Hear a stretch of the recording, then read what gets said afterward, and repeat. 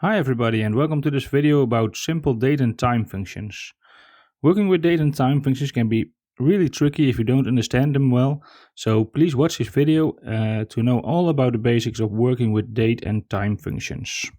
So before we go to look to some functions about dates, I want to explain what a date is in Excel.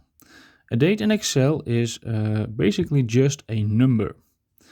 And with those numbers for dates, one counts for 1 day.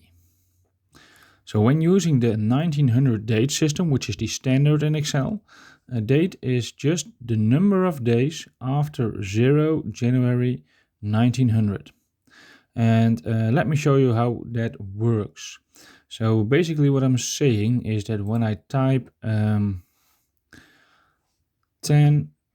January 1900, it's 10 days after 0 January 1900. So now this is formatted as a date, but when I format this as just general, it becomes 10. And that's what I mean with a date is just a number.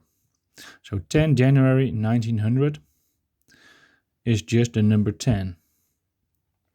And I can show you another example by putting here 21 of May in 2021.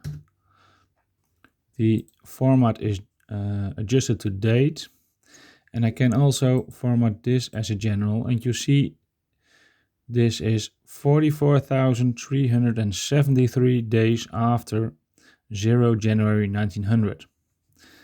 And that is important to know when we going to use functions with dates.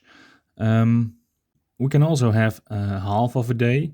So when I put in 44337 and a half, when I convert this into the format cells a custom, or I can also say a date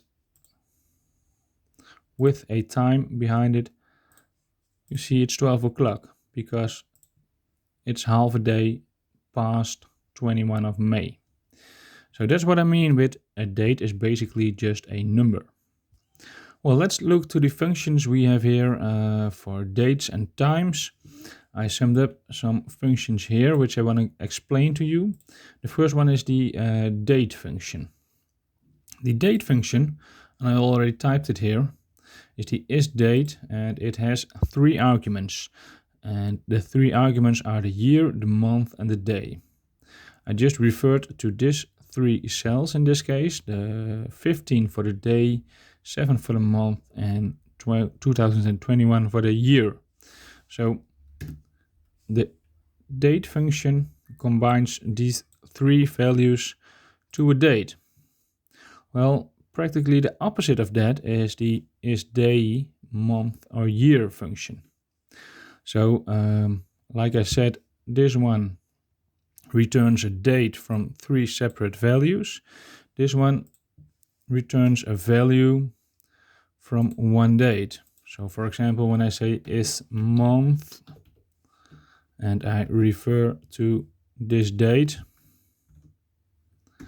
I get the result 7 because it's a date in July.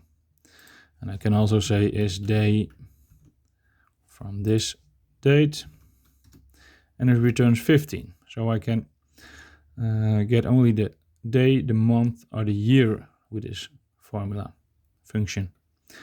The next one is basically the same, but not with a date, but a time. So here we're not calculating with a year, month, or day, but with the hour, minute, and seconds. So basically it's the same. I can say is time, and you see it asks for 3 arguments, basically the hour, minute, and the second. So I'm gonna select this one for the hour, this one for the minute, and this one for the second, and I close the function, press enter, and you see Excel will convert this into a time value. And the opposite of that is the hour or the minute function. or the second. What I can do with that is I can say is hour, and I select this time, I refer to this cell, close the formula, and it returns 4, because 4 is the hour in this time. So it does the opposite of the time function. The next thing I want to show you is the function days. And days returns the days in between of two dates. So I have two dates in here. And you see when I type is days, it asks for two arguments, which are the end date and the start date. The end date is the last date, the highest date is this one, and I can refer to this as a start date, close the formula, press enter, and it basically says it's 39 days in between these two dates. So like I said before, dates are numbers. So instead of using the days formula, I can also use the minus formula, this one minus this one, and I get also the same answer, 39. So the next one I want to show you is the network days function. It's basically the same as the days function, but this one does not count the Sunday and Saturday with it, so no weekend and only the working days. I can say is network day days, it has to be, and here you must keep in mind that this one begins with a start date, and the second argument is the end date, while this is the opposite of the days function, which started with the end date and after that only the start date. So I begin with the start date here, the next one is the end date, I can close the formula and press enter, and I can see between these two dates, it's are the same as this one, are 28 working days and 39 days in total. So the next function I will show you is the now function, and that one is practically the only function in Excel which doesn't need an argument. So that means I can type is now, I can open the formula and just close it again.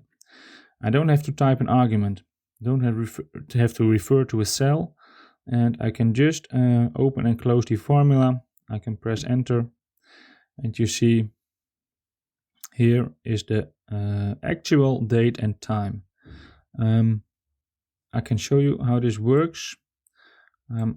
Expanding this a little, I can change the format, and I will add the seconds.